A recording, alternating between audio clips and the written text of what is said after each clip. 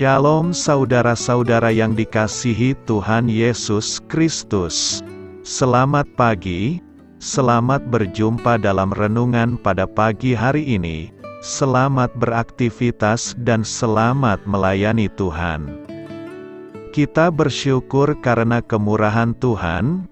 Hari ini kita boleh bangun dengan kekuatan baru. Semua karena anugerah Tuhan.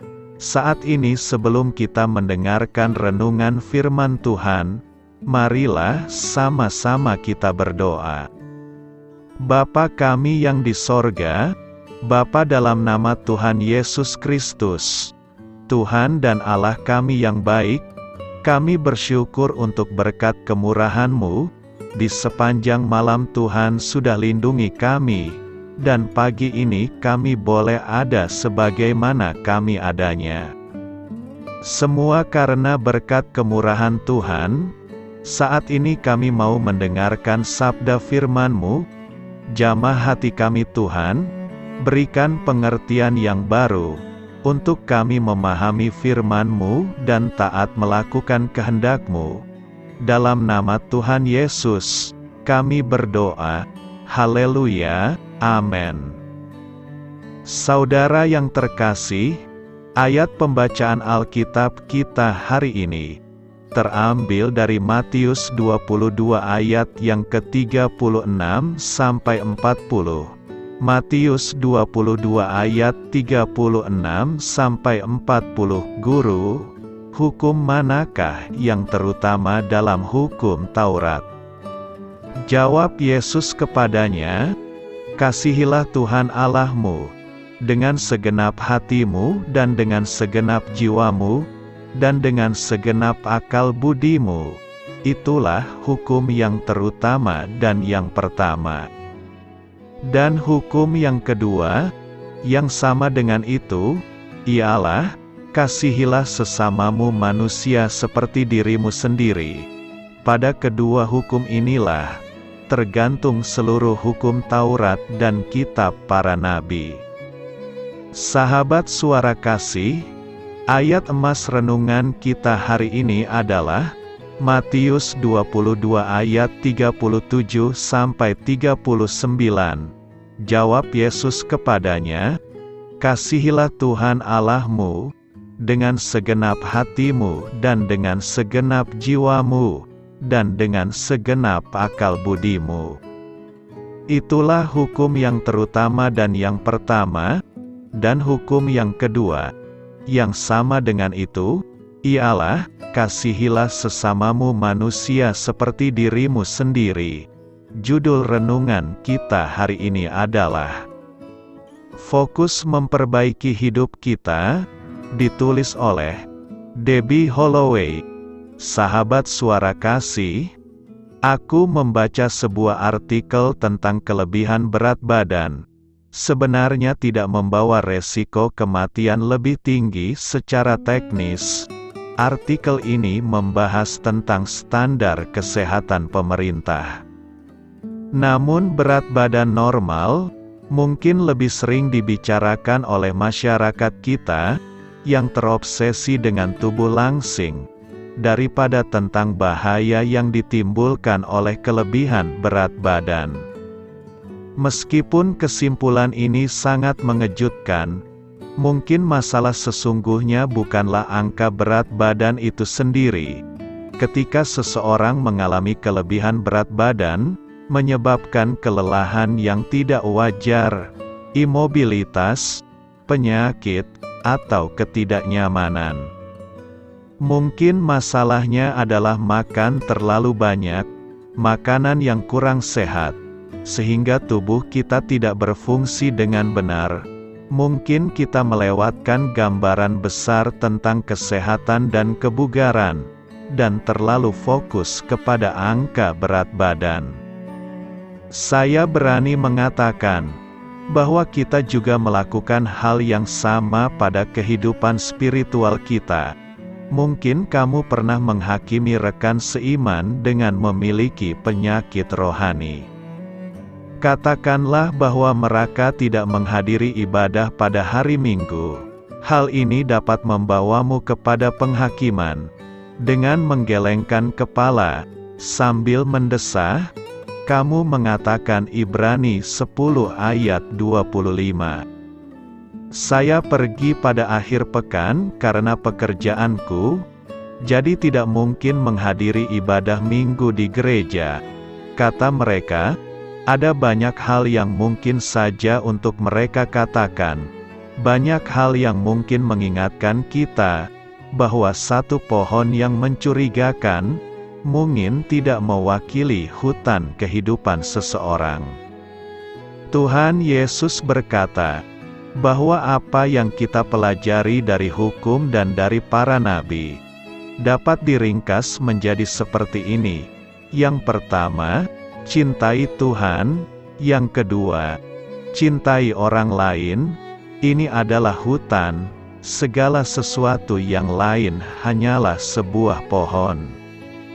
Sahabat Suara Kasih, jika ada sesuatu dalam hidupmu yang menyebabkan hutan sengsara, hanya dengan begitu masalah dapat dikenali dengan benar, dan yakinlah bahwa jika kita mengabaikan hal-hal seperti ini di dalam persekutuan, penyembahan atau doa cukup lama, hal-hal itu akan mendatangkan penderitaan. Namun terkadang kita terlalu fokus pada hal-hal yang lebih kecil, dan melupakan gambaran yang lebih besar. Kita melupakan hutan, karena terlalu asyik dengan pohon individu. Marilah kita renungkan, mungkin pohon pribadimu sedang berbaris, tapi bagaimana hutanmu terlihat saat ini? Mirip dengan pertanian pohon Natal.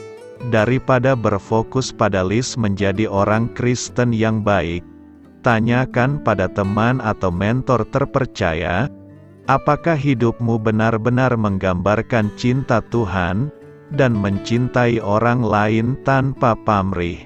Amin. Tuhan Yesus memberkati. Sahabat Suara Kasih, demikianlah renungan firman Tuhan pada pagi hari ini.